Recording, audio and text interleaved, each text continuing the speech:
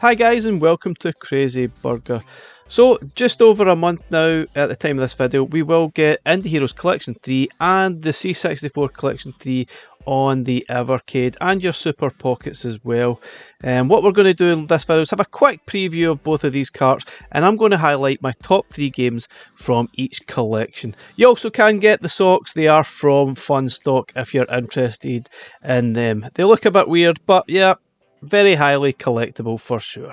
Without further ado, let's get started with the video.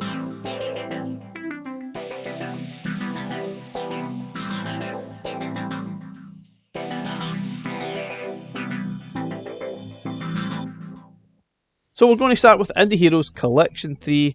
This comes complete with 13 games, and I certainly enjoyed playing a few of these games as part of Game of the Month through 2023 on Evercade VS and EXP. There's no doubt about it, a couple of these games were very, very addictive and I absolutely loved them. There's a few games here, obviously they're a little bit short and maybe not the greatest value again, but there's a good mix. I think there's a good bit of variety here.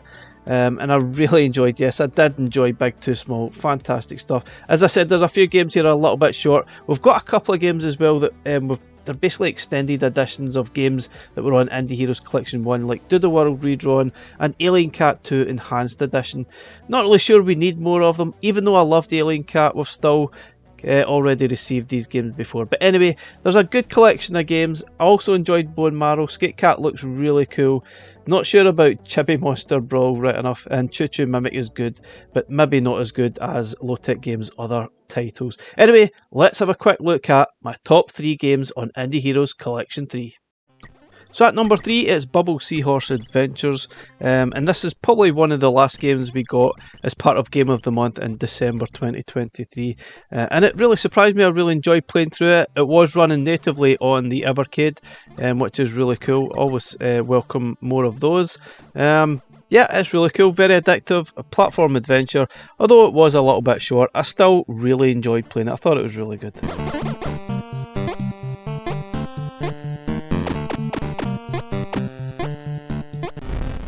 So on at number 2 is Big Too Small, a fantastic little puzzle game that took me totally by surprise and got me completely hooked. Probably took me a couple of months to actually finish it properly, but I certainly didn't want to stop because I thoroughly enjoyed playing. I thought it was excellent, a really cool game, very simple idea, single screen game.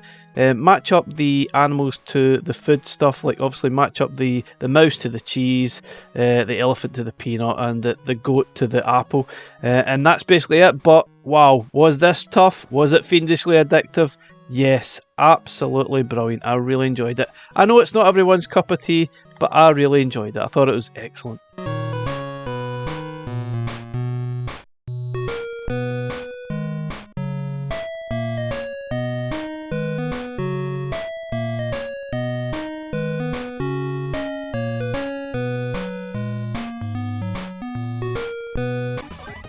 Okay, so this is the number 1 game for me on Indie Heroes Collection 3, a very easy pick. This is Dodo, and what a great game it was. An arcade style game, collect all the donuts, get to the top. Obviously this is a brand new retro style game, but it certainly felt like a game from the sort of mid 80s somewhere. It just has that feel to it, and they've grasped that absolutely perfect. And I think this game is absolutely brilliant. Certainly one of the best games on Evercade.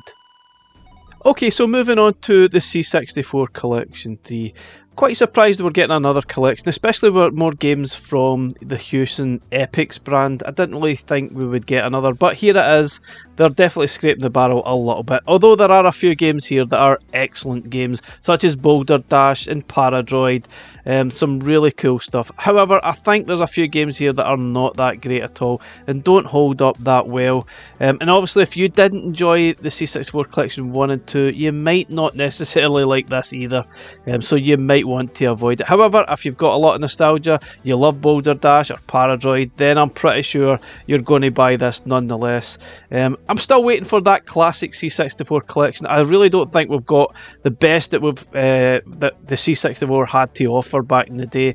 Even though we've had a few good titles, there's certainly a lot of better ones out there for me, and the least said about that game the better. Anyway, let's have a look at my top 3 games on this collection. So in at number 3, it's Anarchy, a really cool puzzle style game with a little bit of musical element thrown in as well for good measure. I really enjoy this game. The only thing I don't like about it is the time limit. Sometimes that does get in the way, but it's a really cool game. I like the challenge, and it certainly might take a few people by surprise. If you like your puzzle games, I think you'll really enjoy this one.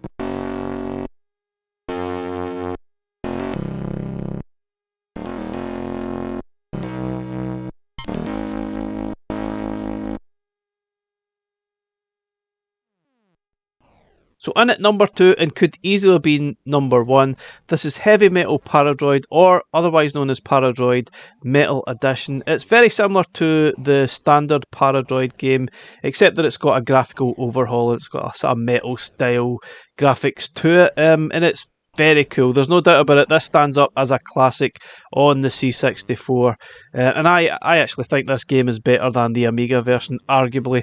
I think it's very, very cool, and I'm looking forward to playing this in Evercade. I think it certainly deserves more play, and if you've got nostalgia for it, you are going to absolutely love playing this again. If you've never played it before, I'm certainly going to be interested to hear your thoughts on it, that's for sure. It's a really cool game, but will it convert those that are not C64 minded? Hard to say.